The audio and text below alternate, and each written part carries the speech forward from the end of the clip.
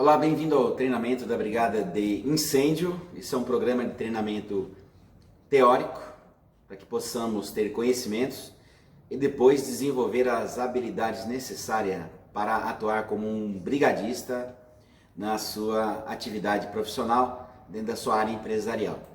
Meu nome é Claudinei, sou tenente do Corpo de Bombeiros, oficial da reserva, enfermeiro, com pós-graduação na área de emergências e cuidados intensivos.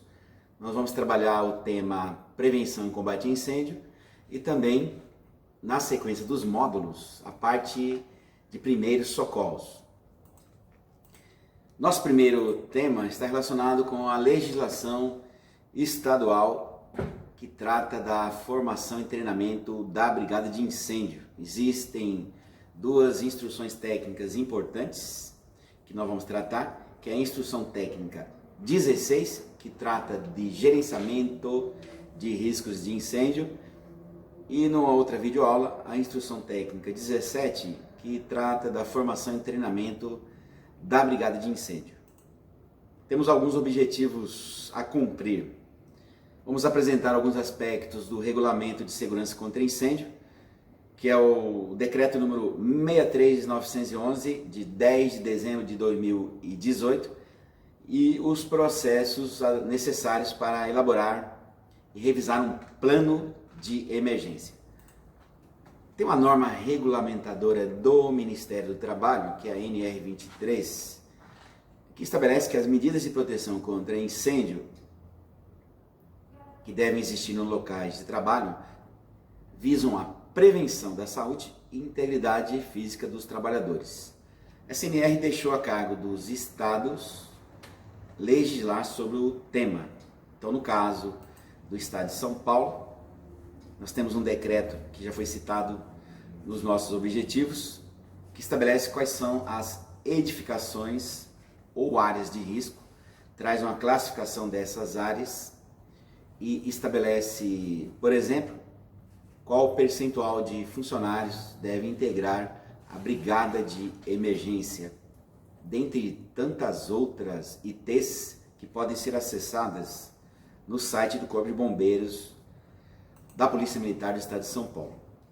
São 45 instruções técnicas, principalmente quem trabalha com projetos de prevenção e combate a incêndio, mas também os nossos coordenadores de brigada e líderes de brigada que quiserem se aprofundar sobre o tema, poderão obter essas informações no site do Corpo de Bombeiros.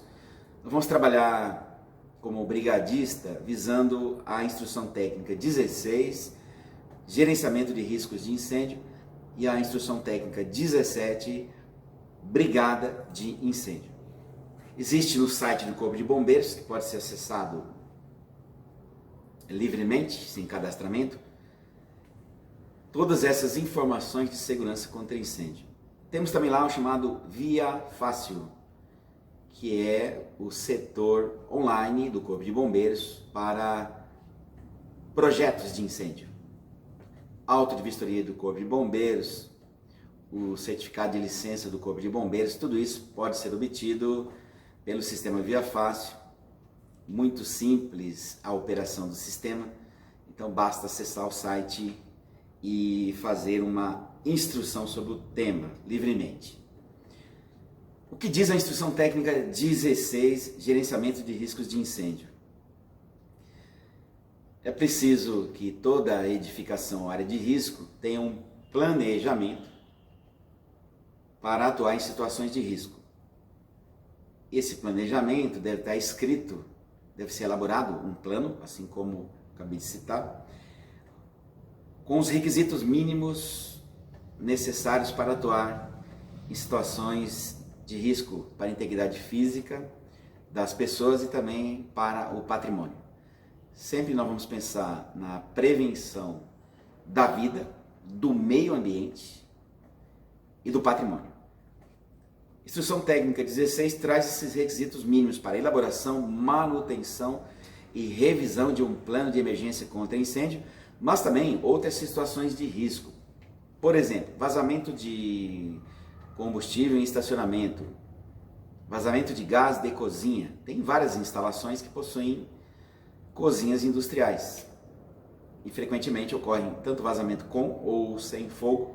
É preciso que haja uma atuação da brigada até que as autoridades de emergência, como por exemplo o Corpo de Bombeiros, tenha condição de atuar. Obviamente que se a brigada faz uma primeira intervenção, muitas vezes o risco é eliminado e cabe ao Corpo de Bombeiros apenas vistoria, orientação e as documentações pertinentes a seguro e outras ações legais.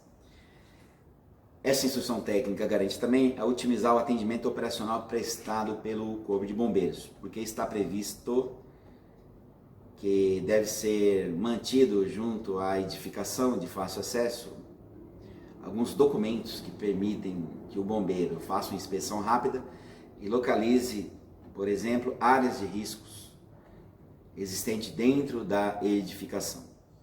Nós veremos no decorrer da nossa instrução. É uma instrução muito bem detalhada, então você pode acessar, baixá-la no seu computador e fazer uma leitura com mais detalhamento.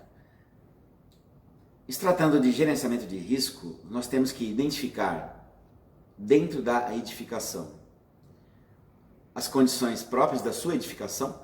Você pode estar num tanto edifício comercial quanto num edifício industrial nesse momento, já que essa videoaula ela está direcionada para vários públicos, inclusive públicos e edifícios residenciais.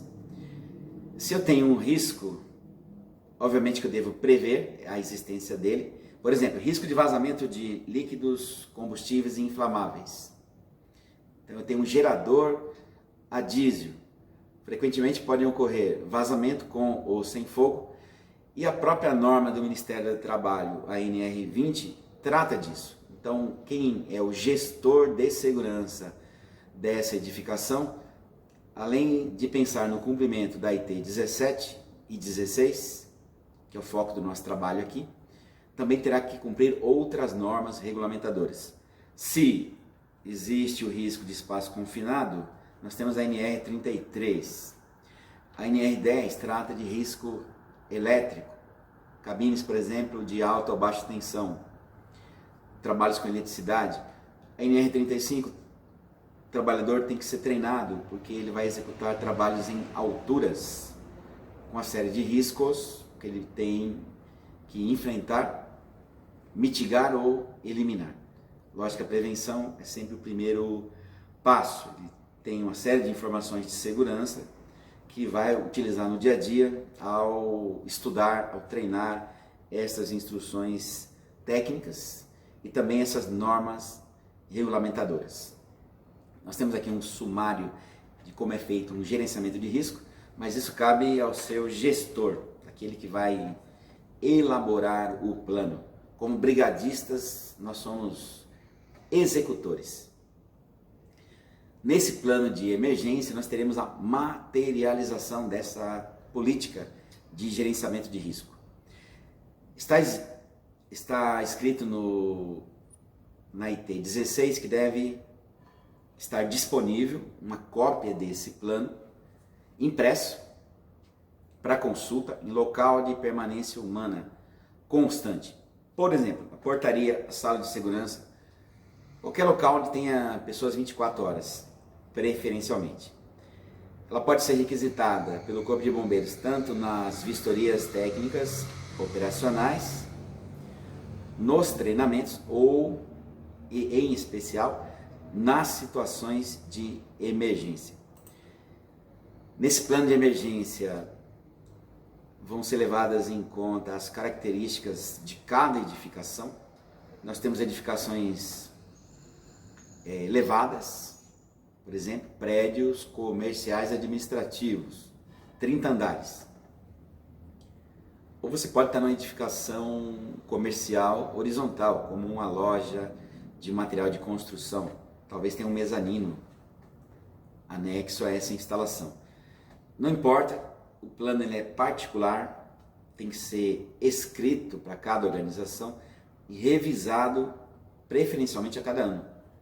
Em especial quando se faz o treinamento da brigada de emergência, onde nós temos a definição de novos coordenadores, líderes, que essas pessoas façam parte dessa revisão, até para já obter conhecimento desse plano, participar da sua elaboração. Anexo ao plano de emergência, ou fazendo parte dele, nós temos o plano de abandono da edificação. Mais uma vez, esse plano de abandono ele tem que estar personalizado de acordo com a edificação, seja ela uma edificação comercial horizontal ou um prédio administrativo vertical, seja ele o que for, temos que elaborar um plano de forma a retirar o máximo de pessoas possíveis da área sinistrada para uma área segura, da forma mais rápida, com o objetivo de preservar vidas humanas. Nem sempre nós vamos conseguir salvar a todas, que mostram os exemplos práticos do dia a dia, é que num incêndio morrem pessoas em maior proporção intoxicadas por inalação de fumaça do que propriamente por queimaduras ou outros tipos de acidente. Esse plano ele tem que ser testado pelo menos anualmente, colocado em prática, envolver o maior número possível de colaboradores, para que numa condição real ele esteja condicionado a sair de forma rápida e segura através das rotas de fugas previamente estabelecidas até o chamado ponto de encontro de emergência, localizado distante da área sinistrada. Nesse plano de abandono nós teremos uma planta baixa de cada setor, de cada pavimento, demonstrando onde estão as rotas de fuga e as saídas de emergência. Também delimitando a área chamada ponto de encontro do abandono. As pessoas aqui serão reunidas, o que nós sugerimos é que sejam reunidas por setores, para que facilite a contagem. Mas isso nós vamos tratar mais especificamente numa aula chamada Plano de Abandono. Temos 2 videoaulas que tratam desse tema. Importante para quem vai realizar esse exercício, assisti-la para que seja feita uma boa coordenação desse plano. Outro item importante do gerenciamento de risco é ter uma planilha de informações operacionais. Isso, obviamente, está previsto na IT 16. Essa planilha de informações operacionais, ela traz dados sobre a edificação, tipo de construção, ocupação, os sistemas de segurança existentes, quantidade de extintores de água, de pó químico, de gás carbônico, saídas de emergência, reservatório de diesel, capacidade desse reservatório. Geralmente esse reservatório ele aciona o gerador, mantendo a iluminação de emergência. Nós temos a reserva de incêndio, qual a capacidade dela? Onde está localizado o registro de recalque na edificação?